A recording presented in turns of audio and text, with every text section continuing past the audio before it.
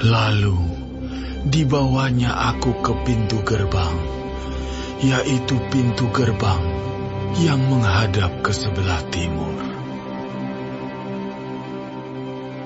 Sungguh, kemuliaan Allah Israel datang dari sebelah timur, dan terdengarlah suara seperti suara air terjun yang menderu, dan bumi bersinar karena kemuliaannya.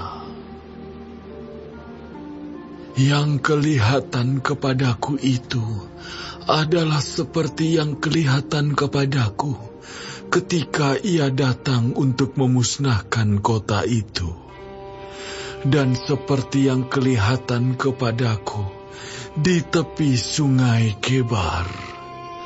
Maka aku sembah sujud.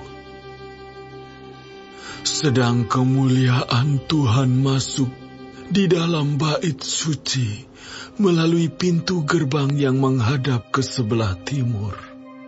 Roh itu mengangkat aku dan membawa aku ke pelataran dalam. Sungguh, bait suci itu penuh kemuliaan Tuhan. Lalu aku mendengar Dia berfirman kepadaku dari dalam bait suci itu.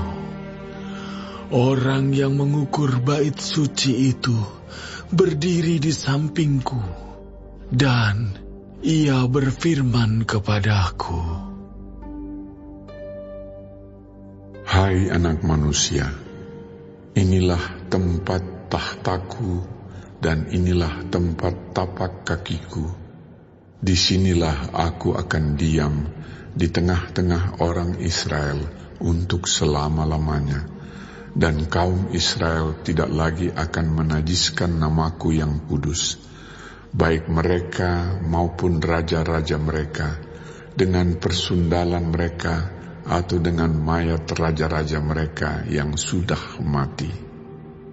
Juga tidak dengan meletakkan ambang pintu mereka dekat ambang pintuku, atau mendirikan tiang-tiang pintu mereka dekat tiang-tiang pintuku, sehingga hanya dinding yang memisahkan aku dari mereka.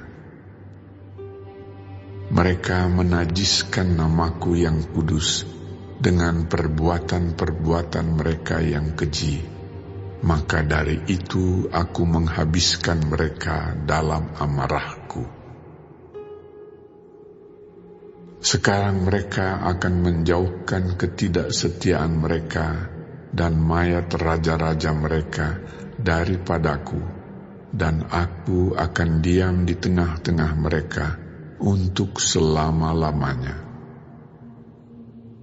Maka engkau, hai anak manusia, terangkanlah kepada kaum Israel tentang bait suci ini, agar mereka menjadi malu melihat kesalahan-kesalahan mereka, juga bagaimana bait suci itu kelihatan dan rancangannya. Dan kalau mereka merasa malu melihat segala sesuatu yang dilakukan mereka, gambarlah bait suci itu, bagian-bagiannya, pintu-pintu keluar dan pintu-pintu masuknya, dan seluruh bagannya. Beritahukanlah kepada mereka segala peraturannya dan hukumnya, dan tuliskanlah itu di hadapan mereka, agar mereka melakukan dengan setia segala hukumnya dan peraturannya. Inilah ketentuan mengenai bait suci itu.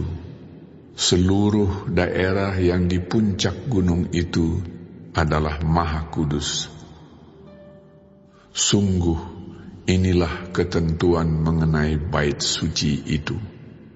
Inilah ukuran-ukuran mezbah itu dalam hasta, yaitu hasta yang setapak tangan lebih panjang dari hasta biasa.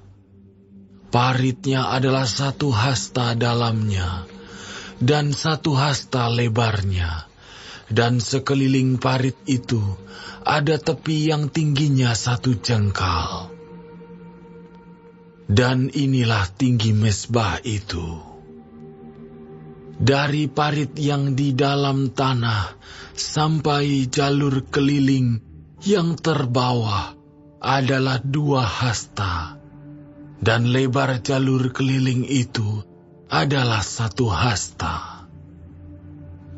Tempat perapian itu panjangnya 12 hasta dan lebarnya 12 hasta, jadi 4 persegi.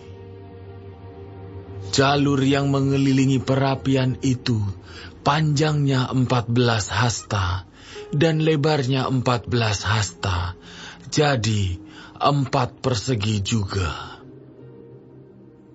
Sekeliling mezbah itu ada parit yang 1 hasta lebarnya, dan sekeliling parit itu ada tepinya yang 1/2 hasta lebarnya.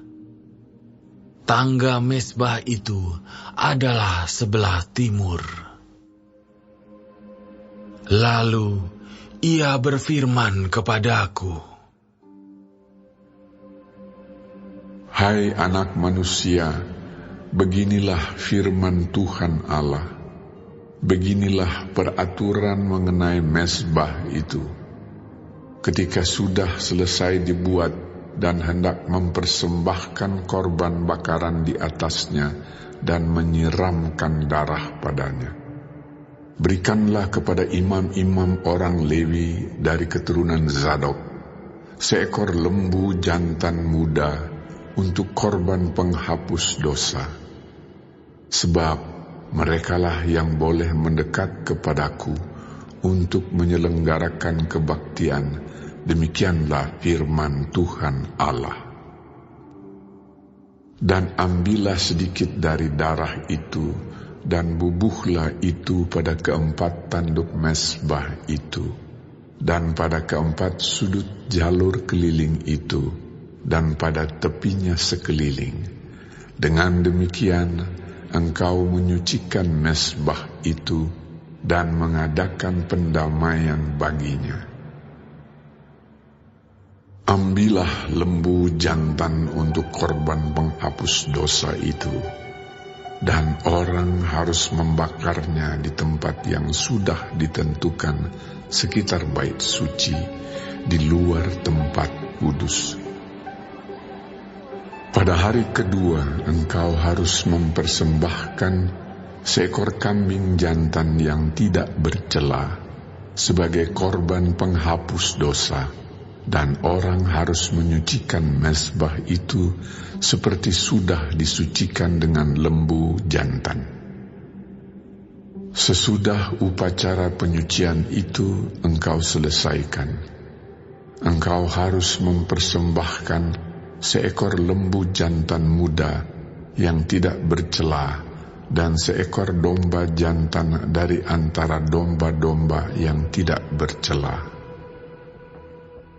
Engkau harus membawanya ke hadapan Tuhan, dan imam-imam harus menaburkan garam ke atasnya dan mempersembahkannya sebagai korban bakaran bagi Tuhan. Selama 7 hari engkau harus mengolah setiap hari seekor kambing sebagai korban penghapus dosa. Harus diolah juga seekor lembu jantan muda dan domba jantan dari antara domba-domba yang tidak bercela. 7 hari lamanya mereka harus mengadakan pendamaian bagi mezbah itu serta mentahirkannya, dan dengan demikian mentahbiskan mezbah itu.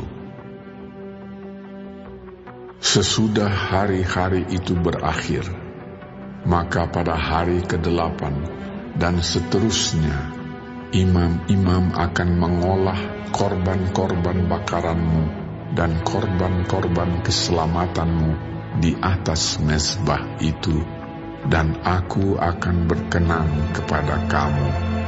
Demikianlah firman Tuhan Allah.